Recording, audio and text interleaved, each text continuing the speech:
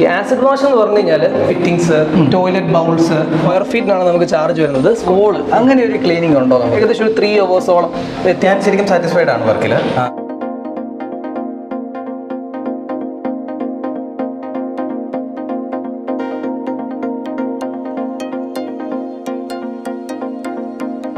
നമസ്കാരം. നമ്മൾ വീട് വെച്ചതിന് ശേഷം, കയറി താമസിച്ചതിന് ശേഷം പലപ്പോഴും നമ്മുടെ വീടുകൾ ക്ലീൻ ചെയ്യാറുണ്ട്. കയറി താമസിക്കുന്നതിന് മുൻപ് ഓൾറെഡി ഒന്ന് ക്ലീൻ ചെയ്തതിന് ശേഷമാണ് നമ്മൾ ആ വീട്ടിലോട്ട് താമസിക്കാൻ കയറുന്നത്. അതിന് ശേഷവും നമ്മൾ ക്ലീൻ ചെയ്യും. എങ്ങനെയാണ് നമ്മളിത് ക്ലീൻ ചെയ്യുന്നത്? ക്ലീൻ ചെയ്യുമ്പോൾ നമ്മൾ എന്തൊക്കെ കാര്യങ്ങളാണ് ശ്രദ്ധിക്കുന്നത്? ക്ലീൻ ചെയ്യുമ്പോൾ മൊത്തമായിട്ടത് വൃത്തിയാവുന്നുണ്ടോ, അഴുക്ക് മുഴുവൻ പോകുന്നുണ്ടോ എന്ന് നിങ്ങൾ എപ്പോഴെങ്കിലും ശ്രദ്ധിച്ചിട്ടുണ്ടോ?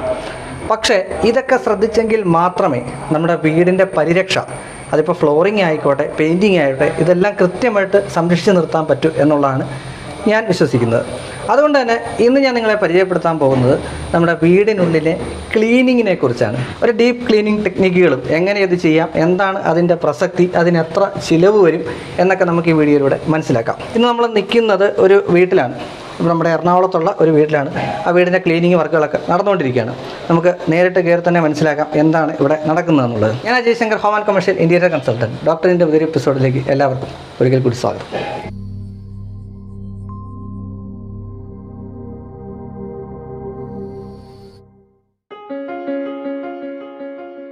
അപ്പോൾ നമുക്ക് അകത്തോട്ട് തന്നെ കയറാം. നമ്മളെക്കകത്ത് അലനുണ്ട് ഇവിടെ. അലൻ, നമസ്കാരം. നമസ്കാരം. അപ്പോൾ ഇത് നമ്മുടെ സുഹൃത്താണ് അലൻ. നമ്മുടെ ഒരു പ്രസ്ഥാനത്തെക്കുറിച്ച് പറയുമ്പോഴത്തേക്കും നോർമലി ഞാൻ ആദ്യം ഇൻട്രൊഡക്ഷനിൽ പറയുമായിരുന്നു, ഒരു ക്ലീനിങ് ടെക്നിക്കുകളെ കുറിച്ചാണ് നിങ്ങൾ കൂടുതൽ ഡീറ്റെയിൽ ചെയ്യുന്നത്. അതിൽ പ്രധാനമായിട്ടും വീട് എന്ന് പറയുന്ന ഒരു കോൺസെപ്റ്റ്. അതിന് മുൻപായിട്ട് നിങ്ങളുടെ പ്രസ്ഥാനത്തെക്കുറിച്ചൊന്ന് പറയും. ഓക്കെ. എൻ്റെ പേര് അലൻ. നമ്മുടെ കമ്പനിയുടെ പേര് ജയഗാർഡ് എന്നാണ്. കേരളത്തിൽ നമ്മൾ തിരുവനന്തപുരം മുതൽ, അതായത് തിരുവനന്തപുരം, കോട്ടയം, എറണാകുളം, തൃശ്ശൂർ, കാലിക്കറ്റ്, കേരളത്തിൽ നമുക്ക് ഇത്ര സ്ഥലത്തുണ്ട്. നമ്മളിപ്പോൾ റീസെൻ്റ്ലി ചെന്നൈയിലേക്കും കൂടെ സ്റ്റാർട്ട് ചെയ്തിട്ടുണ്ട്. ഇതാണ് കമ്പനിയുടെ ഒരു ഓവറോൾ. നോർമലി നമ്മുടെയൊക്കെ വീട്ടിൽ ക്ലീനിങ് നടക്കുന്നുണ്ട്, നമ്മൾ സാധാരണ ചെയ്യാറുണ്ട്. ഇനി അതല്ല, പലയിടത്തും ചിലപ്പോൾ ചില വീട്ടിലൊക്കെ ചില ചേച്ചിമാർ വന്നിട്ട് ക്ലീൻ ചെയ്യാറ് പോകാറുണ്ട്. അതിൽ നിന്ന് വ്യത്യസ്തമായിട്ട് എന്താണ് നമ്മുടെ പ്രോസസ്സിങ് എന്നെനിക്കൊന്ന് പറഞ്ഞായിരുന്നു. എന്താണ് നമ്മൾ വ്യത്യസ്തമായിട്ട് നിൽക്കുന്നത് എന്നുള്ളത്. ഇപ്പോൾ നമ്മൾ എല്ലായിടത്തും കണ്ടുവരുന്ന ഒരു മെയ്ഡിനെ, ഒരു ചേച്ചി വന്ന് എല്ലാം തൂത്തും തുടച്ചു വിടുന്നു. അപ്പം അതിൽ തന്നെ ഉണ്ട് തൂത്തും തുടച്ചു വിടും. അതാണ് അവിടുത്തെ മെയിൻ സംഭവം. അപ്പം നമ്മൾ വ്യത്യസ്തമെന്ന് വെച്ച് കഴിഞ്ഞാൽ ഇപ്പം നമുക്കിപ്പോൾ ഫാന് അല്ല, ഫാനിൻ്റെ മേളിലുള്ളൊരു ഷെൽഫ്, റാക്ക്. അപ്പം ചേച്ചിക്ക് അത്ര എത്തിപ്പെട്ട് അത് സ്ഥിരം ക്ലീൻ ചെയ്യുന്നത് ഒരു ബുദ്ധിമുട്ടായിരിക്കും. കാരണം അത് അങ്ങനത്തെ ഏരിയകൾ അതൊക്കെ നമുക്ക് കറക്റ്റായിട്ട് ചെയ്യാൻ പറ്റും. അതുപോലെ ഇപ്പോൾ ഒരു വാഷ് ബേസിൻ്റെ അടിഭാഗം, അപ്പോൾ എല്ലാ തവണയും ചേച്ചിക്ക് അത് ചെന്ന് ക്ലീൻ ചെയ്യാൻ ബുദ്ധിമുട്ടായിരിക്കും. ഒരു കട്ടിലിൻ്റെ അടിവശം, നമ്മൾ ചേച്ചിമാർ ചെയ്യുമ്പോൾ അടിയൊന്ന് തൂത്തെടുക്കുകയാണ് ചെയ്യുന്നത്. അതിന് പകരം അതിൻ്റെ അടിവശം, ഇപ്പോൾ ഒരു കബോർഡ്, അതിൻ്റെ അടിവശം, പുറവശം. ഇപ്പോൾ വലിയൊരു കബോർഡാണെന്ന് വിചാരിച്ചോ, 1-2 ചേച്ചിമാരെ കൊണ്ട് മൂവ് ചെയ്യാൻ നോക്കിയാലും ബുദ്ധിമുട്ടാണ്. അപ്പം നമ്മുടെ സ്റ്റാഫ് അത് മൂവ് ചെയ്ത് നിലം ക്ലീൻ ചെയ്ത് ബാക്ക് സൈഡ് ക്ലീൻ ചെയ്ത്, ഇപ്പം ഇങ്ങനത്തെ ഏരിയാസിലൊക്കെയാണ് നമ്മൾ വ്യത്യസ്തമായിട്ട് നിൽക്കുന്നത്. കാരണം ഈസിലി അക്സസിബിൾ അല്ലാത്ത, ബുദ്ധിമുട്ടുള്ള കുറച്ചുകൂടി ഏരിയാസ് അവിടെ നമുക്ക് കുറച്ചുകൂടി നന്നായിട്ട് ചെയ്യാൻ പറ്റും. അത് നമ്മളൊരു പോയിന്റാണ് വ്യത്യസ്തമാക്കുന്നത്. നമ്മളിപ്പോൾ കണ്ടുകൊണ്ടിരിക്കുന്നത്, ഇപ്പോൾ നിങ്ങൾ അതിൻ്റെ പ്രോസസ്സിങ് നടക്കുന്ന ഒരു വീടാണ്. ഇപ്പം നിങ്ങൾക്ക് നോക്കിയാൽ കാണാം, ഇവിടെ ഒരു മെസ്സി ഫീലിംഗ് ആണ് ടോട്ടലി ഉള്ളത്. അതേസമയം മുകൾ ഭാഗത്ത് ഏറെക്കുറെ എല്ലാം കഴിഞ്ഞു. നമുക്ക് മുകളിൽ നിന്ന് ഇങ്ങോട്ട് വന്നാലും ശരി. അപ്പോൾ ഇതിൻ്റെ ഒരു വ്യത്യസ്തത പെട്ടെന്ന് ആൾക്കാർക്ക് മനസ്സിലാവും. ഞങ്ങളിപ്പോൾ മുകളിലോട്ട് പോയിക്കൊണ്ടിരിക്കുക. ഇവിടെ ഈ സ്റ്റെയർ കേസ് കാണുന്നുണ്ട്. ഇതിൻ്റെ ഈ സ്കർട്ടിങ്സിലൊക്കെ ഈ ഒരു ഇഷ്യൂ ഉണ്ടാവുമല്ലോ, അതായത് മൂലയ്ക്കുള്ള ആ പൊടികൾ, അതൊക്കെ നിങ്ങൾ ഇതിലൂടെ മാറ്റിയെടുക്കാൻ പറ്റുമെന്നാണ് പറയുന്നത്. അതെ. ഓ, അപ്പോൾ അതിന് നമ്മൾ പ്രത്യേക മെഷീനറീസ് ഒക്കെയാണ് യൂസ് ചെയ്യുന്നത്. അതെ, കോർണേഴ്സ് ഒക്കെ ആണെങ്കിൽ നമ്മൾ കുറച്ചുകൂടെ നോർമലി ഒരു ഫസ്റ്റ് റൗണ്ട് ക്ലീനിങ് ആദ്യം ചെയ്യും. അപ്പം നമുക്കൊരു ഏകദേശം ഒരു 80-90% ഫിനിഷ് ആവും.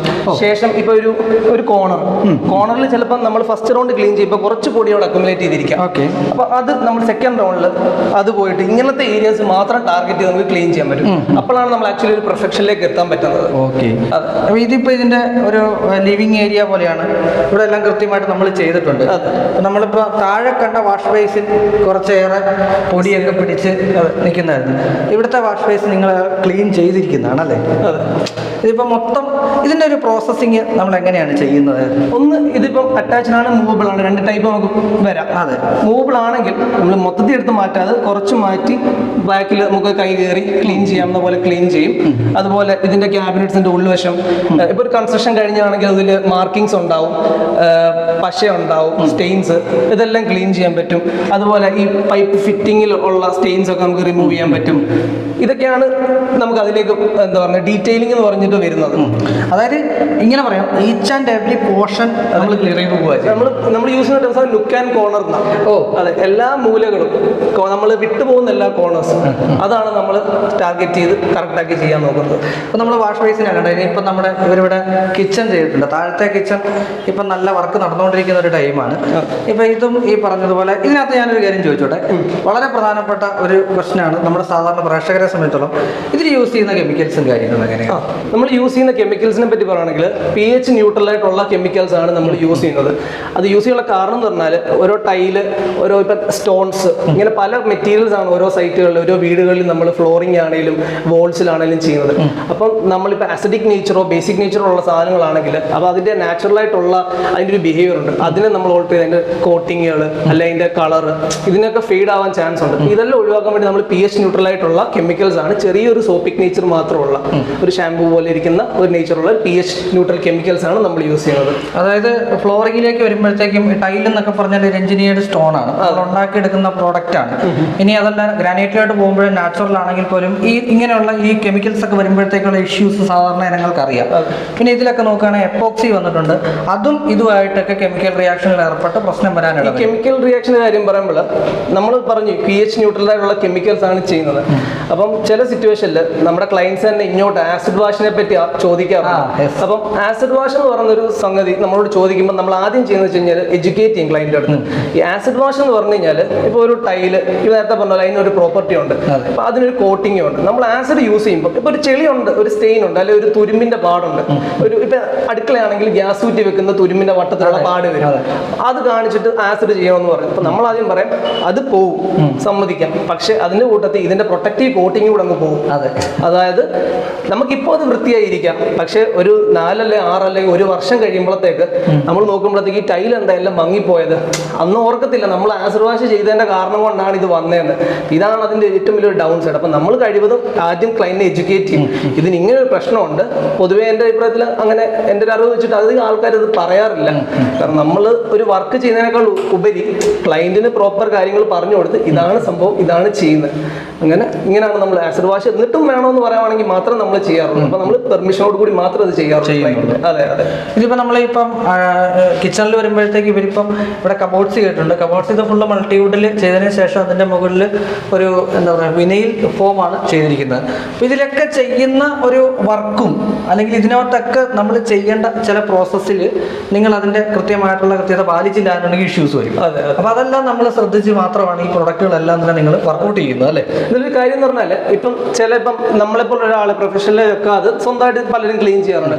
അപ്പൊ അവർ നോക്കുമ്പോൾ ഇപ്പൊ ഒരു പെയിന്റിന്റെ ചെറിയൊരു ഡൾ കറയുണ്ടെന്ന് വിചാരിച്ചു, നമുക്ക് അറിയത്തില്ല, നേരെ തിന്നറി മുക്കിയിട്ട് അല്ലെങ്കിൽ ടെർപ്പനി മുക്കിയിട്ട് അങ്ങ് തുടയ്ക്കും. കുറച്ച് സമയം കഴിഞ്ഞ് വന്ന് നോക്കുമ്പോൾ ഇവിടെ മാത്രം ഒരു കളർ വ്യത്യാസം തോന്നും. അപ്പൊ മനസ്സിലാവും അയ്യോ അത് ഉപയോഗിക്കാൻ പാടില്ലായിരുന്നു, പിന്നെയും ഇത് ചെയ്ത ആളിനെ വിളിക്കണം, അതിപ്പോൾ ഒരു കോട്ടിംഗ് ആണെങ്കിൽ അത് വീണ്ടും ചെയ്യേണ്ടി വരും. ഇങ്ങനത്തെ കാര്യങ്ങളൊക്കെ നമ്മൾ കൃത്യമായിട്ട് നോക്കി ഓരോ മെറ്റീരിയൽസിന് വേണ്ടുന്ന എന്തൊക്കെയാണോ വേണ്ടുന്ന അനുസരിച്ച് നമ്മൾ ചെയ്യുന്നത്. നമ്മൾ കിച്ചണിലെയാണ് പറഞ്ഞത്. അതുപോലെ തന്നെ ഡോറ്, പിന്നെ ഇപ്പൊ നമ്മളെ ബാത്റൂം ക്യൂബിക്കിൾസ് പറഞ്ഞു. ഇനി പ്രധാനമായിട്ടൊന്നാണ് ബാത്റൂംസ്.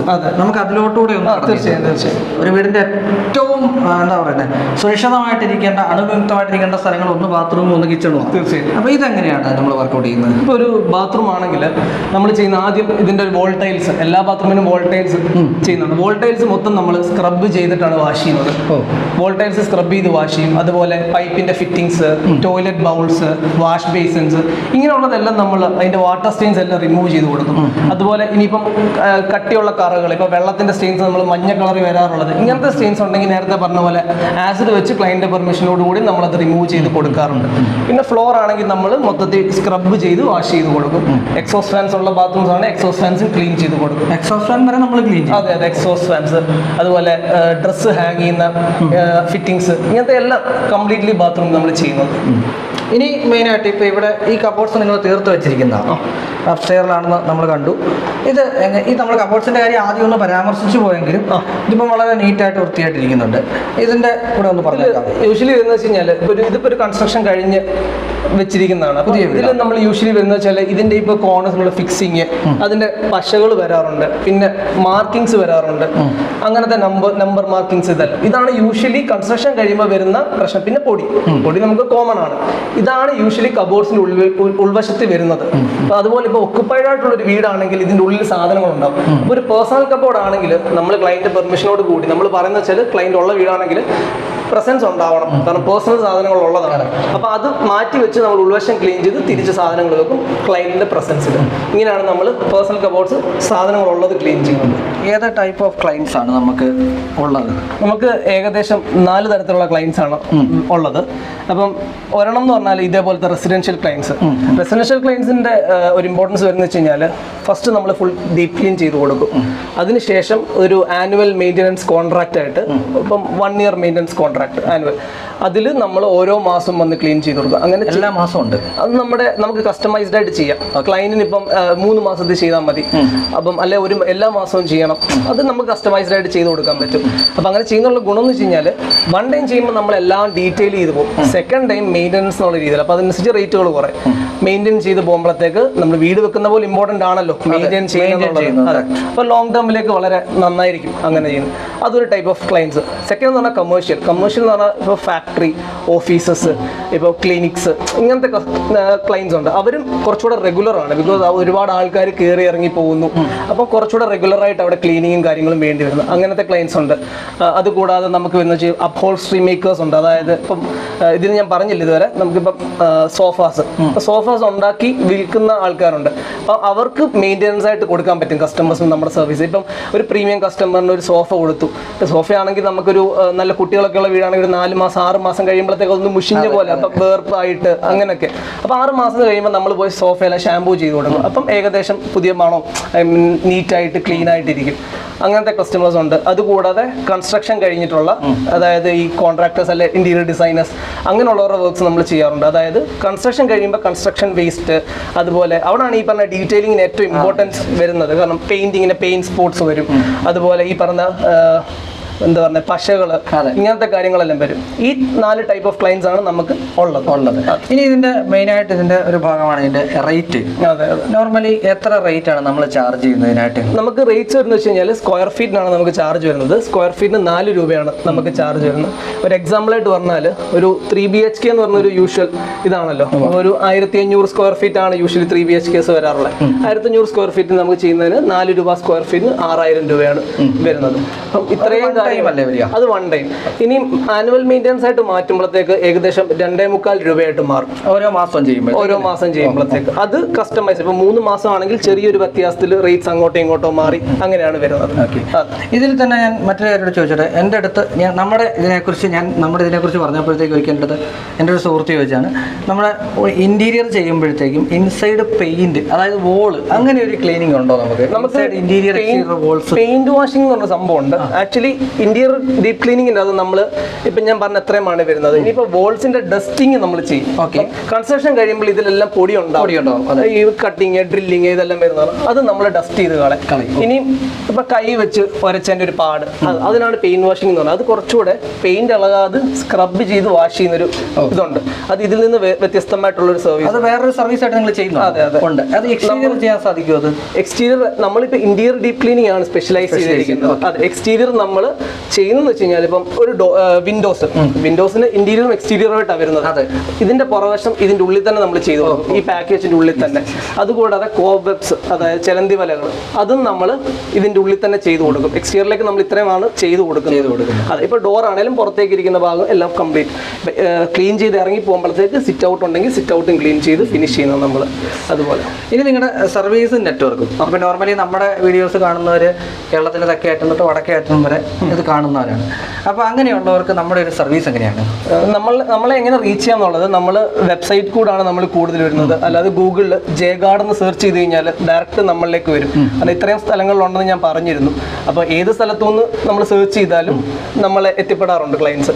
അതുകൂടാതെ വാട്സപ്പ് കോൺടാക്ട്സ് ലൈക്ക് ഈ മെയിലിൽ നിന്ന് ഡയറക്റ്റ് നമ്മൾ കമ്പനി വാട്സപ്പിലേക്ക് കോൺടാക്ട് ചെയ്യാം. അപ്പോൾ കേരളത്തിൽ എവിടെയും ചെയ്തു കൊടുക്കുമല്ലോ. ഇപ്പം നമുക്ക് നിലവിലുള്ളതിൽ നമ്മൾ ഫ്രാഞ്ചൈസികൾ കൊടുക്കുന്നുണ്ട്.